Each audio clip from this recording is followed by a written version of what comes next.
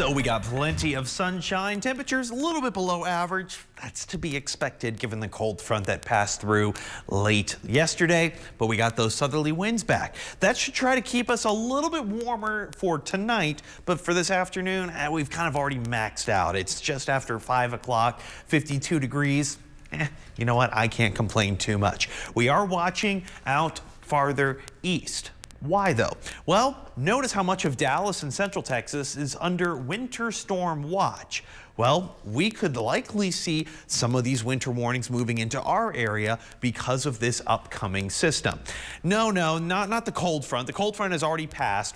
Even a lot of the cloud cover from that cold front has passed. So we're keeping, everything nice and calm for the time being. Overnight tonight, pretty average temperatures, mostly clear skies, low 30s. Yeah, we're going to be around the freezing point. So watch out for any patchy ice just from those rogue sprinklers. I have already seen them brining the roads. So that's certainly good, but they don't brine every road out in West Texas. Keep that in mind. Maybe give yourself another minute or so, but always leave some time to get some nice hot coffee. Tomorrow, 57, mostly sunny. Actually, that's not too bad. It's very similar to the conditions we're seeing right now, if not just a touch warmer. All right, let's break down the nitty-gritty. We got a big, powerful cold front coming in this weekend. I can guarantee you it's going to be really cold, below freezing for at least 48 hours. And I say at least, it could be closer to 72 hours, about 3 days. But we are looking at the potential for that winter weather impact. I'm looking at mixed precipitation, freezing rain, and snowfall, all possible.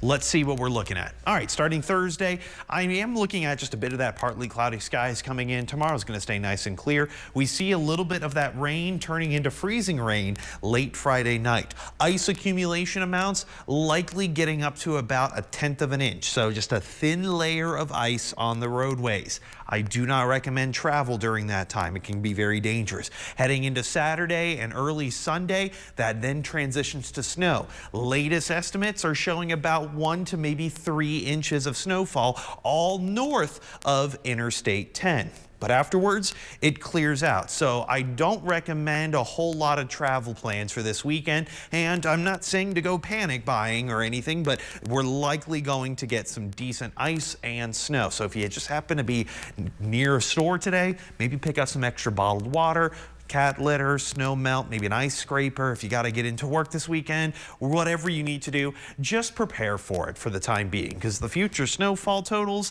I'm purposely not putting the totals because the models are showing, a foot of snow. We're not going to see a foot of snow. I can easily say, hey, north of Interstate 10, about 1 inch. North of Interstate 20, maybe closing in on about 3 inches. So a decent accumulation given how cold these temperatures are projected to be.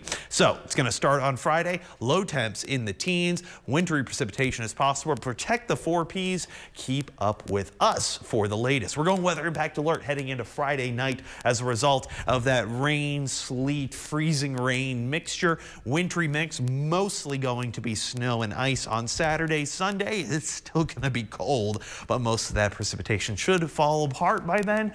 And then next week, oh look, it's nice and calm then. Jolena.